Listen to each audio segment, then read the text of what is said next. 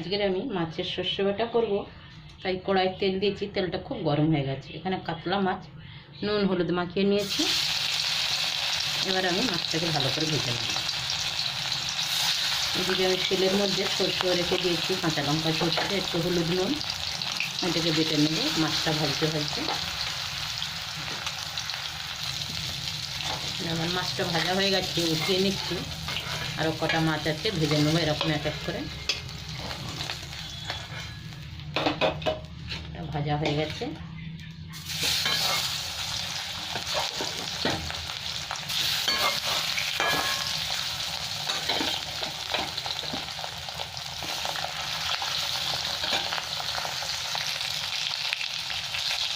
এখানে আমার মাছগুলো সব ভাজা হয়ে গেছে, উঠিয়ে নিচ্ছে এক এক করে।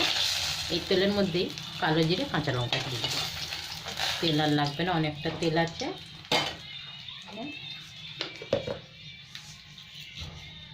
একটা পেঁয়াজ কুচিও দিয়ে দেবো সাথে। কালো জিরে দিয়ে দিলাম। কালো জিরেটা ভাজা হয়ে গেছে, কাঁচা লঙ্কাগুলো দিয়ে দিলাম সাথে। এবার আমি পেঁয়াজগুলোও দিয়ে দিলাম সাথে, একসাথে ভাজা হয়ে যাবে।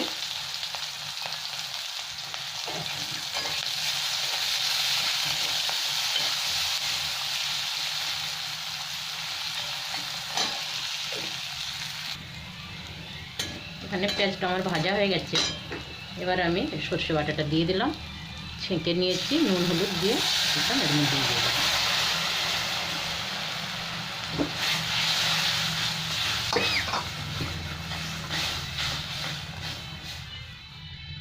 এই ঝোলটা ফুটে গেলেই মাছগুলো তুলে দেবো।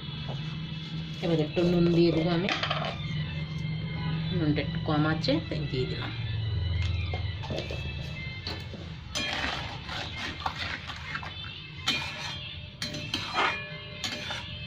ঝোলটা ফুটবে, তারপরে মাছ তুলব। মাছগুলো আমি তুলে দিচ্ছি। আবার একটু ফুটে গেলেই গ্যাসটা বন্ধ করে দেবো, কাঁচা সর্ষের তেল দিয়ে।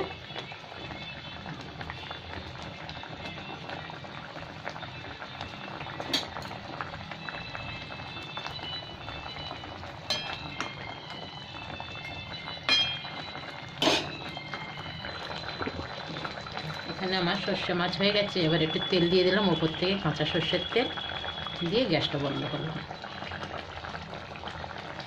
খুব সুন্দর একটা সেন্ট আসে সর্ষের তেল দিলে। সর্ষে বাটা মাছ করতে আমার খুব ভালো লাগে, কেন খুব তাড়াতাড়ি হয়েও যায়, এতে কোনো ঝামেলা থাকে না।